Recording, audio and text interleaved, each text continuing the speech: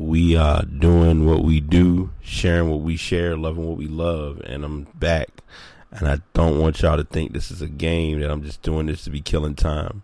I'm actually, lately it's been a plan and a process of learning how to just put things together and just let it all work itself out. And that's literally what I've been doing lately, is just not holding a grudge on doing anything. If it's something that needs to be done, my main focus is to do it and let it all just kind of speak for itself. So here we are doing what we do. Back with another podcast, back with some more thoughts, back with quite a bit of input, and just ready to take over the world.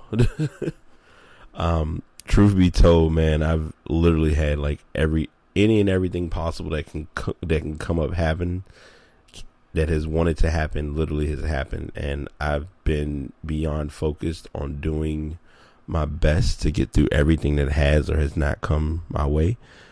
And I'll be the first to admit that I'm not perfect with anything, but I'm human. So I'm learning, and I'm in a work in progress. So I'm not going to bore y'all with a whole lot of details. I want to say this is going to be a brief podcast, but I can't make any promises because I want to get every topic addressed that I feel is relevant. And I'm going to just go ahead and jump right into it. So I've been pretty much away from my podcast since the Colin Kaepernick story has happened. It's actually a good thing that I've been away as long as I have, because I've given the story time to kind of build itself and not be built by the media, if that makes sense.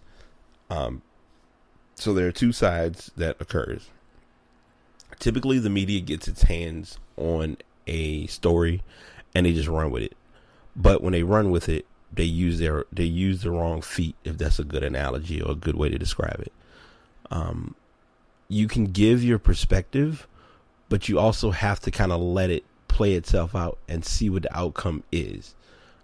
With this situation involving Colin Kaepernick and the 49ers, it's become a lot bigger than anyone realized, but on the same token, it's here. So you don't really have, you have a choice not to face it, but you also have to face it because it's being addressed and it's being pointed out. One of my friends commended me because I currently do a blog, as most of my friends know. And I talked about the importance of, hey, you don't want to sit here and not act like this doesn't exist. It needs to be addressed. It needs to be pointed out. It's here in your face. What are you going to do about it? Shannon Sharp, and before I go any further, because I wanted to make sure I talked about this in my podcast, because I'm me and I don't care. Well, no, I'm sorry, I do care. Let me rephrase that. I want people to understand that Stephen A. It's so coincidental that Skip Bayless got removed from ESPN, and now on Fox, Skip is doing pretty much a similar show to the show he was previously on, just different characters and pretty much the same storyline. To be kind of honest and direct, I think Fox will get it right in the long haul. And the only reason I say that, or give them the props of saying that they'll get it right, is because Shannon Sharp has proven so far that he's pretty diverse in his approach of talking about various topics and not, being solely about football. So I'll give him that accolade before I go into anything else. But I just want to give that brief spiel before I continue. So the latest story, or the biggest story recently, is yesterday was week 1, or the ending of week 1, and coincidentally enough, the San Francisco 49ers played the LA Rams. Almost called them the St. Louis Rams, forgetting that they did move. But they did play the Rams, and it was interesting because I've never in my life seen so much media crowded around one person based on one instance or one scenario. So he was there. He made his choice of what he wanted to do. He didn't stand. He took a knee out of respect, because that was the option that was given as a more sufficient way of handling this whole crisis that's going on. And he's kind of going to likely be sticking to that. So one thing I want to say before I go any further is we are spending more time pointing fingers at what he's doing right. At what he's doing wrong, instead of looking at it as he chose to make a stand. Don't knock him for his choice on making a stand.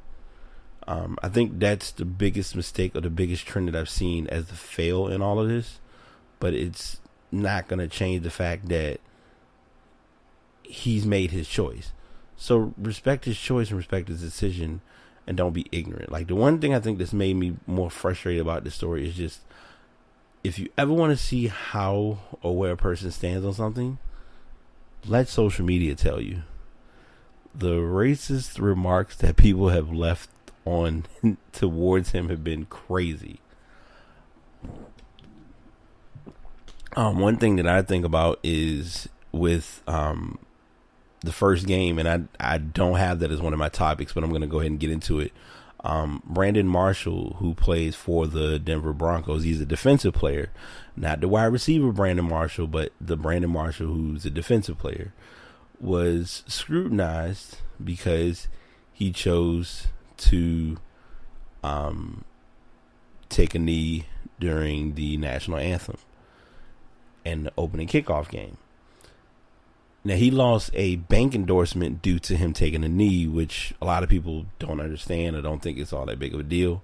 But what made the story interesting, and I don't have this listed as one of my notes, but I'm sharing it anyway. What makes it interesting is the mere fact that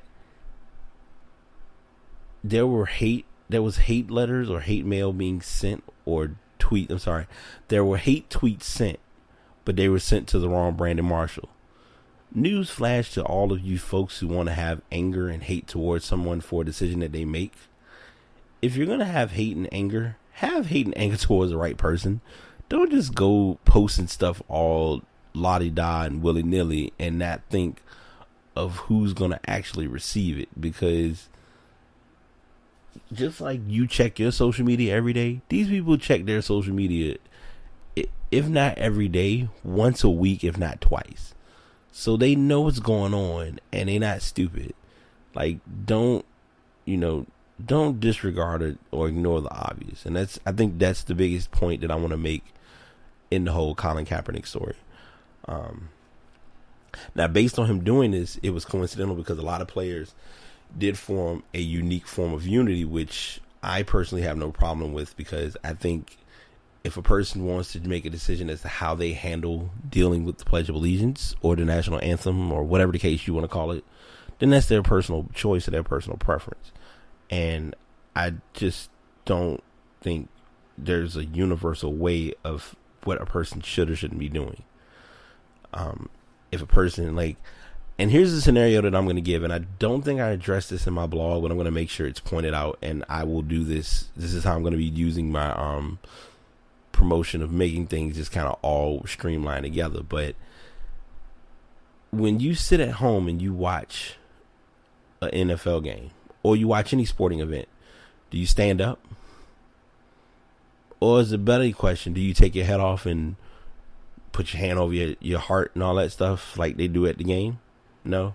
Okay, so you don't get a pass, and you shouldn't be judging those who make decisions to do what they prefer to do. And I think that's the part of it that's missed and ignored in this whole process that I'll never, for the life of me, understand. Is he's on live television. Like, when I say I've never seen that many cameras in front of one person in my life, I think there was a cameraman. If he could have found a way to do it, he would have gotten under the flag to get a good shot of him being on one knee with Eric Reed beside him. And for those who, again, know your Twitter folks or people who are on Twitter, don't send tweets to Ed Reed, who's retired from the NFL. That's Eric Reed. He's a defensive player also. He plays for the 49ers. Know your players and don't post and be ignorant, because it just makes you look stupid in the end. So I just want to get all of that out of the way before I continue with anything else regarding any games or any events that occurred. Big stories or big takeaways from week one. Cam Newton got rocked from every angle. A lot of people feel like he should have got a lot of calls. They feel like it was a possibility that he may have gotten a concussion. He was able to play through. but he seems to be. I think everything seems to be all right, but it just was. I think in game, it just was a lot all happening at one time. So, as with anything, you got to take it as it is. The big story or the big standout for me that I'm really compelled to discuss is RG3 did not have the best start of all starts this year. So he's currently injured, and they're not sure when he's going to be coming back. But as it stands right now, he's on injured reserve, and they kind of were, they were looking for him to be the guy. But it's tough to be the guy when you're not 100% and you're playing pretty much on one wheel, or you were just playing on wheels. It's a bad comparison, but it's a legitimate assessment. We're going to see the same thing in the NFL with we're going to see the same thing in the NBA when it comes to Derrick Rose, because Derrick Rose's injury has not 100% healed as it should. But then it's even the factor of, if it has healed, there's a huge risk of it being re-aggravated. So that's just something that comes with that territory. So just something you want to think about, or something to be looked at or observed over the next few weeks. RG3 is trying to play too, because he wants to try and at least maintain some form of his contract that he did sign with Cleveland, because there are some incentives that he could possibly miss out on because of all this going on. So just something to think about, just some general information, just some things to kind of get the brain going when it comes to football and all of that jazz. So I wanted to get those topics out of the way. I'm going to be a little pouty for a second, because I will be the first to admit my first week in Fantasy League sucked. I joined the league. We did the draft the night before opening kickoff. I was focused on getting my guy Cam. Of course, the person who chose in front of me picked him, and then the second pick I chose, which still regretting to this day, is Des Bryant. Should have got Antonio Brown, obviously, from how he played against Washington yesterday. So I'm literally eating plenty of crow for that one. But with that being said, I picked Russell Wilson. They're not sure how he's going to be week 2, if he, what's his status going to be next week. And then, oddly enough, on the bench, I had Jameis Winston, who had a breakout game. Yay. Good job, Mr. Winston. You put up 41 points that I didn't start. And then, even worse, D'Angelo Williams had 29 points in the Washington game as well. So it was a lot of thinking and a lot of processing that was done. I'm likely going to keep some of my guys. So there's a few people I started that I wish I didn't start. Like, I started Antonio Gates. So I'm kind of giving you a little bit of sports. So if you aren't really big in knowing who's who and you want to give some tips, hey, comments, feedback, bradtaypodcast@gmail.com always helps. Not complaining, never going to turn down any assistance any day of the week. So I just wanted to at least address that before I continue. But I did have Gates coming off I had Gates starting. The simplest choice I had that did pretty well was Steven Gostkowski. That's the kicker for New England. He played pretty good. And I mean, Russell Wilson had a solid performance. He gave me 20 points, but everybody else I started just struggled. Like, the only other person who was really in double figures that I started other than Gostkowski was LaShawn McCoy. So yeah. And then next week, of course, the person who picked Cam, I'll be going against him this coming Sunday. So I'm hoping I can get some trades or some movements done between now and then. All right. So with that being said, and because I missed it last week, and I'm kind of kicking myself in the face or beating myself up about missing it, but I'm going to go ahead and I'm going to look at the matches, and I don't have any information. I'm going on raw choices. Now, disclaimer and honest assessment. Any game that the Panthers play in, there's a 95 to 98% chance I'm going to pick Carolina to win that game. Only reason why is because number one, that's my team, and number two, I mean, they're the best team. No, honestly, it's just me being me. I'm not going to even be tainted about that. So with that being said, Thursday night game, Jets Bills. I'm going to pick the Bills. I don't know. The Jets just don't have it this year. It's nothing against their coach. I think the coach is going to do a pretty good job, but it's the Bills, and I mean, I think McCoy's going to have a pretty good game. It's all going to come down to Fitzpatrick. So I'm going to give my picks. I don't want to be too long-winded with it because it's a lot of teams and a lot of choices. So I'm just going to give picks. Saints against Giants. I'm going to go Saints. Cowboys, Redskins. Believe it or not, I'm going to take the Cowboys solely because it's the Cowboys. I'm sorry. Let me go back and repeat what I said.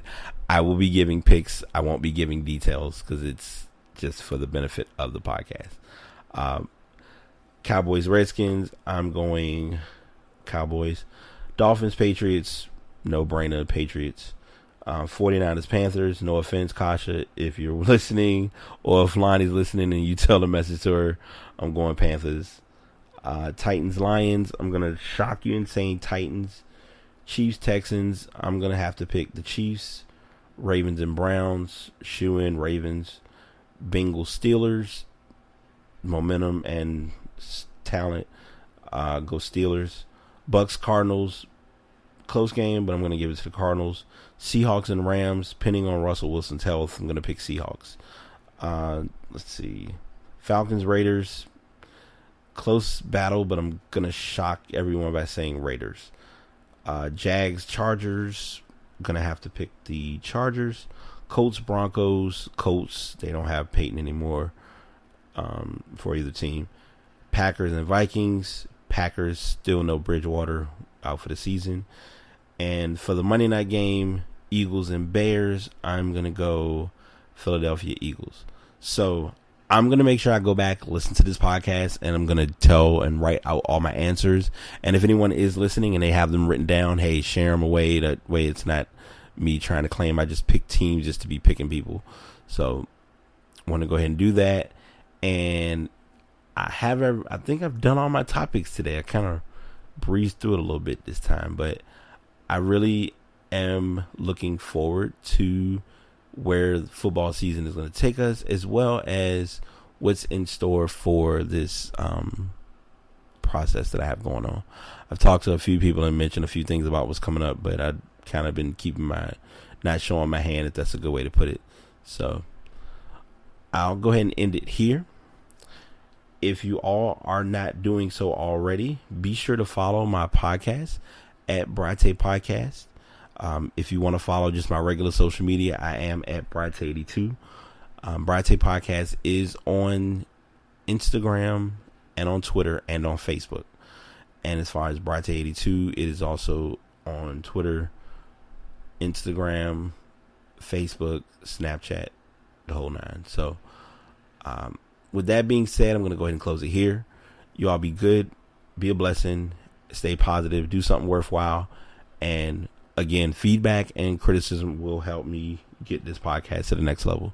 Until next time, y'all take it easy. I'm outie. Peace.